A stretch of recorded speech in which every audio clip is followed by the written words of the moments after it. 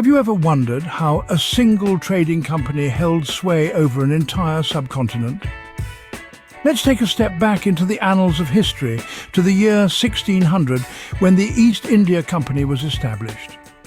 This was not just any ordinary company, but an entity that would become a colossal force in trade and governance.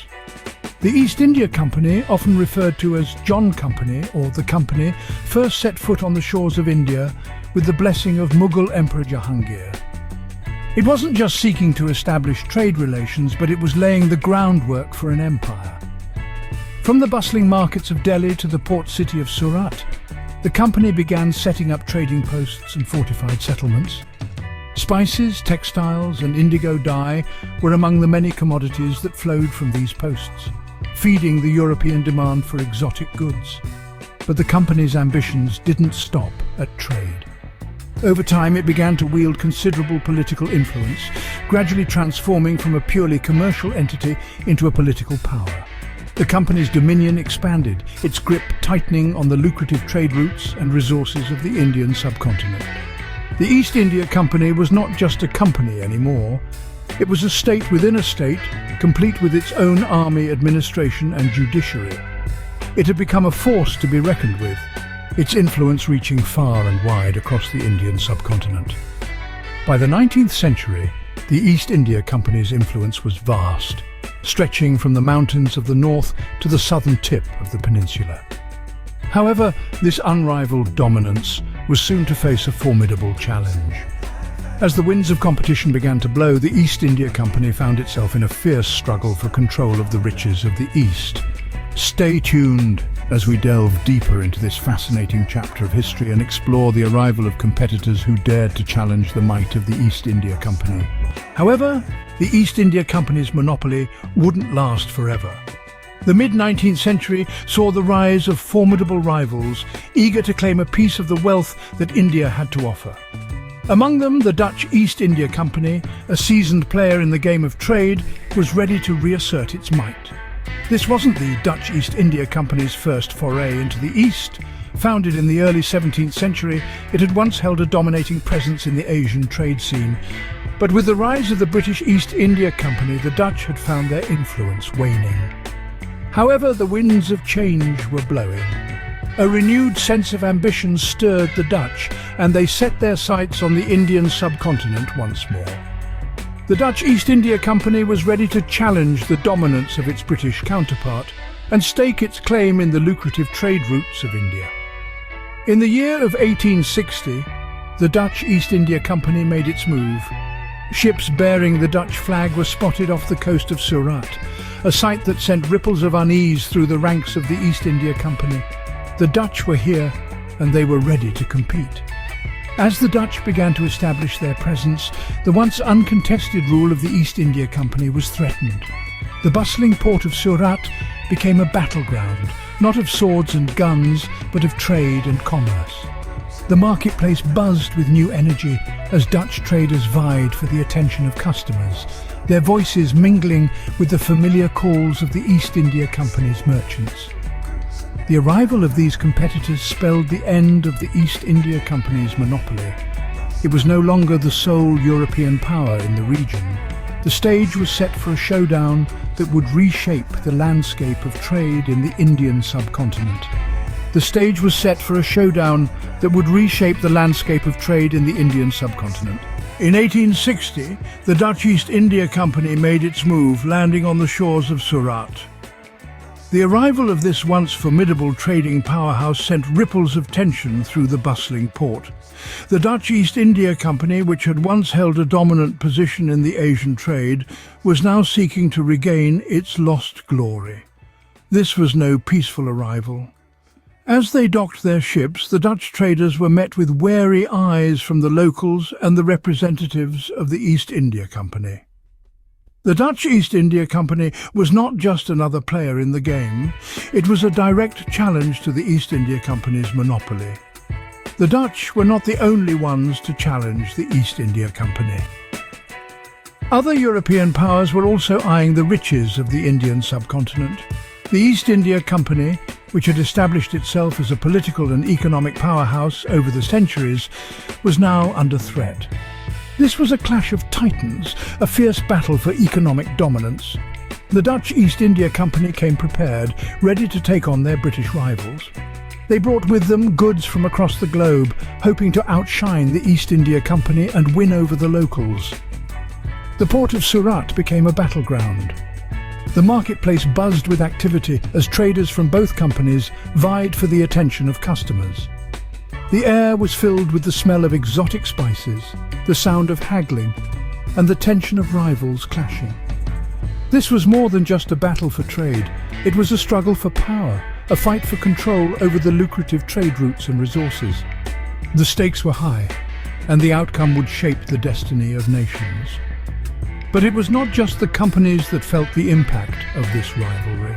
The people of Surat found themselves in the middle of this economic storm. Their city, their livelihoods were caught in the crossfire. As the two trading giants clashed, Surat found itself at the center of an economic storm. The clash of these titans would have far-reaching consequences, shaping the future of trade in the Indian subcontinent. The echoes of this rivalry would reverberate across the land, shaping the destiny of nations for years to come. In the crowded marketplaces of Surat, the battle for dominance was in full swing. The air was thick with tension and competition as the East India Company and the Dutch East India Company vied for control. This was not just a battle of trading prowess, but a clash of ideologies, of cultures, of two titan powers in the world of commerce.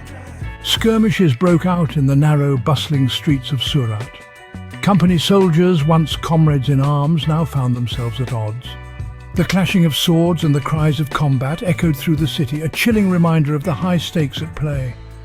The rival merchants, too, were not immune to this conflict. Once friendly competitors in the marketplace, they now eyed each other with suspicion and hostility. Deals were made in hushed whispers, trade secrets guarded like precious jewels. Each interaction was a strategic move, a step closer to victory or defeat. But in this war of trading giants, it was the local population that bore the brunt of the conflict. The people of Surat, once thriving under the prosperous trade, now found themselves caught in the crossfire. Prices skyrocketed, goods became scarce, and the once vibrant marketplace turned into a battleground. The economy of Surat, once the jewel of the Indian subcontinent, began to wobble under the strain. The city's prosperity was tied to the success of these trading companies, and as they clashed, Surat teetered on the brink of economic instability. Yet, amidst the chaos and uncertainty, the spirit of Surat remained unbroken. The people adapted, persevered, and braced themselves for the turbulent times ahead. They understood that this was not just a battle for trade supremacy, but a struggle for their city's future. The fate of Surat was hanging in the balance, caught in the crossfire of these trading giants. As the sun set on the city, its people looked on with resilience and hope, ready to face whatever the next day would bring. The rivalry between the East India Company and its competitors marked a new chapter in the history of trade. As the 19th century rolled on, the bustling port of Surat, once a stronghold of the East India Company, became a battleground of commercial interests. The Dutch East India Company, with its ambitious plans and strategic maneuvers, posed a significant challenge to the East India Company's long-standing monopoly. The competition was fierce, with both companies vying for control over trade routes, resources, and the hearts and minds of the local population. But this rivalry was not just about trade. It was a clash of cultures, a battle of wills, and a test of diplomatic finesse. Each company sought to outdo the other, not just in terms of profits, but also in their ability to navigate the complex socio-political landscape of the Indian subcontinent. This intense competition had profound implications for the region. It fueled innovation and forced both companies to adapt and evolve.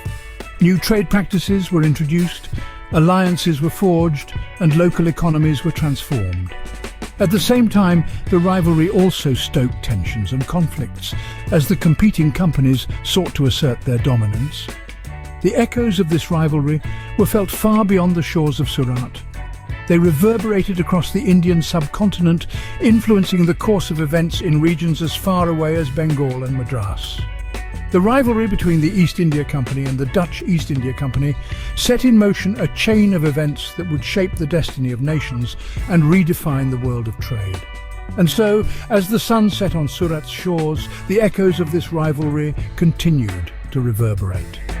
The competition between the East India Company and its rivals had forever altered the landscape of the Indian subcontinent, leaving an indelible mark on its history. As the sun set on Surat's shores, the echoes of this rivalry would reverberate across the land, forever shaping the course of history. The story of the East India Company's dominance and the emergence of its competitors is a fascinating chapter of history. With its roots in the early 17th century, the company transformed from a mere trading entity to a political powerhouse in India. Yet by the mid-19th century, it found itself in a fierce competition with rivals like the Dutch East India Company. The battleground was Surat, a bustling port city, and the prize, control over lucrative trade routes and resources. These historical events marked a turning point in the narrative of global trade, igniting tensions and conflicts that would shape the destiny of nations. The echoes of this rivalry, of this struggle for dominance, are still heard today, as we continue to navigate the complex waters of international commerce. In the grand tapestry of history, the threads of trade and competition weave a complex and captivating story.